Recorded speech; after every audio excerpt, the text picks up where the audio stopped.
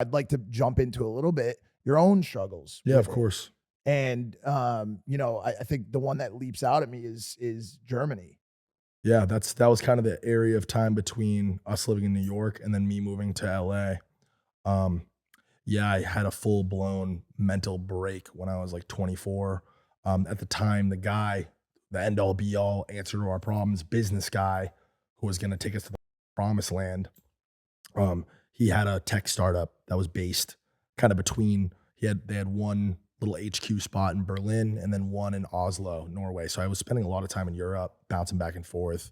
And I was kind of addicted to just not sleeping. It was weird. Like I kind of liked, still to this day, you know, I have this issue. We'll be talking about it. I'll stay up for fucking, I'll go on a bender and stay awake. And I don't know how I do it. Nobody around me knows how I do it, but I'll stay awake for 2-3 days. And you're not doing coke. No. You want to know what you're doing? No, drinking a disgusting amount of Red Bull or whatever energy drink, which is probably worse than cocaine, to be honest. Yeah, you're right. No, you're absolutely right. So you're spending time in Germany. And I don't know, I had a mental break. I was seeing this other girl at the time, and I don't know, it was this weird transition in my life where I had seen what we had dreamt of and talked about for so many years, like start to come together, where I was like, oh my God, we're doing this. We're going to turn it into a business. I really believe that this could be like the next Nike, and that, you know, I could fucking be something and we could do this. And between that and the sleep and everything else, and my ego at the time, and my temper issues and fucking just a bunch of other shit, me being a young man who grew up in Boston in the way that my dad would have me and my little brothers settle our issues, go in the backyard and fucking handle it, or I'm going to fucking handle it, screaming at us. That's the way I'm dealing with my shit, with fucking 3 18-year-old kids who grew up with regular, normal households, you know, all that whole dynamic, you know, I don't know. So I split off from those guys. I was 51-50'd for 2 weeks and lost my fucking mind. And you spent those 2 weeks in a center in Germany? No, in Long Island. It was the worst. It was the worst place ever. I'd rather spend 3 months in jail than another week at that place. It was way. Awful. Why was it so bad? Because, bro, like, and it was so weird. All these like little like hot RA like nurse chicks are all like having conversations with me the whole time. Like, why are you here? And it was making me even crazier. I'm like, I don't know. You guys ever see One Flew Over the Cuckoo's Nest? Yeah, of course. Yeah. That movie, just that movie was my experience in the hospital. Okay. So, did the 2 weeks there, came out. These guys who I thought were my brothers, who are my brothers, but at the time, you know what I mean? Paranoia. Yeah. Right. They didn't really want anything to do with me. I scared the shit out of them. You know what I'm saying? I was saying wild, crazy shit. You don't just get 51-50 for no fucking reason. I was saying crazy shit, right? So the only move for me to make at that point was to go back home. And that was the absolute rock bottom of my fucking life, right? To see that future for yourself, like, oh my God, we're doing this. And then kind of immediately have it all sucked away, and to kind of have to go back into your parents' house with your fucking head hung low, and like your parents are looking at you and your friends are looking at you. And 2 months ago, you're flying around the country and living some dream, and they're all super proud of you, to like, Ricky, what just happened? You know what I mean? It's just like super embarrassed and just down, bummed. So I sat in a bedroom on an air mattress for like 2 months. And I didn't feel like myself. I had zero creative like vision. I was so uninspired. And then finally after those 2-3 months, something clicked, and I was like, you know what? Fuck this. I got to get up. I got to shake this shit off. I got to do something. So I got a little spot with my friends who I had grown up with for 6 months. And then by that time I was like ready to go. Made a couple phone calls and we moved to LA. So that led right into it. Yeah. But even my plan was, I was like, these fucking guys want nothing to do with me. But like, I did this once, I could do it again. I'm going to move to LA and show them what's up, which is fucking kind of sick because that's what we did. Yeah. I moved to LA. They still didn't want to talk to me.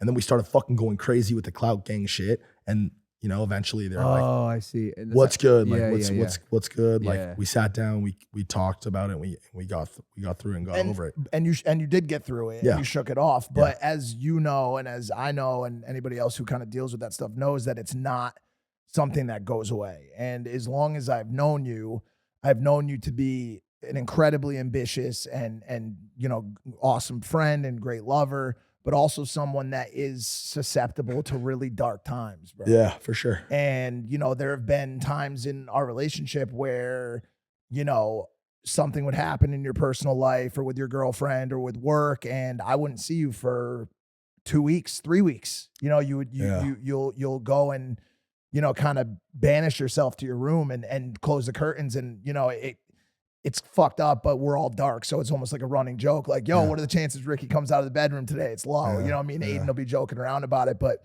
you know, how do you like work on that? Like, how do you continue to kind of like keep yourself out of that place? Again, that Germany thing, the getting 51-50, moving back to my parents' house there'll never be a lower moment for me ever. Like it's impossible. But in a lot of ways, in hindsight, that was one of the best things that ever happened to me in my entire life. Like it was one of the first and only times that things have been put into the perspective of like, wait, like, because I eventually had to come to terms with the fact that I'm sitting on an air mattress. I'm fucking, my ego, my life, and my heart are shattered. I must have done something to wind up in this spot.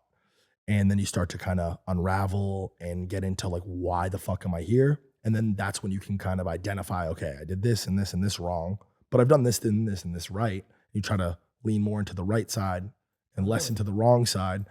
And, but in hindsight, it was one of the best things that ever happened in my life. It was one of the most important pivotal moments in my life. So now when the bad times come, that's the perspective that I have, that, you know what I mean? This is bad right now in this moment, but I could figure out how to slingshot this into a good thing, right? So that's such a mature, you know, way of thinking. It's the only way. You definitely have that in your pocket now. And for me, that's my entire life is based on that perspective. Homie, you know what like bad looks like. You know, like when those kinds of things happen, it's the worst thing ever in the moment, but would you change it for anything?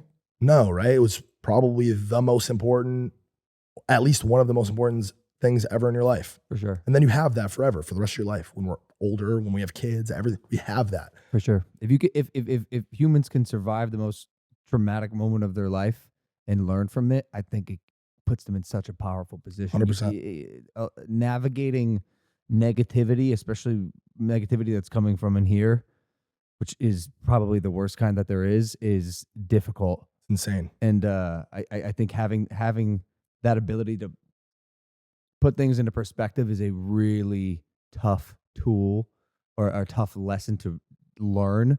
But the only way to do it is you have to go through it. You have to go through it. Exactly. Growing it's one thing pains. to talk about it and listen to it. But for anybody who's dealing with that shit right now, just hear us and listen to us, because it's impossible to continue to where you were at before this event has occurred, this whatever, what I've been through, what you've been through, what you guys have been through. But there's only two ways to go after that. You're going this way the fuck up, or crashing and burning and dying, like you said, not surviving. And you just have to do everything in your power to go that way. And you can. Anybody can. You can.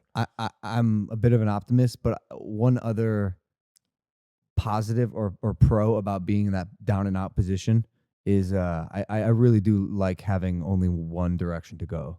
You know what I'm saying? Yeah. Like, Oh, it's such a cool feeling. Bro, if you fucking lost, you're at the bottom and absolutely defeated, back against the in wall. Circumstance. That's it. You can only go forward. You got one way to That's go, it. right? Like things Retweet. could get totally worse. agree. They probably won't. Hey there, if you like the clip, make sure to subscribe or check out this recommended clip to my right.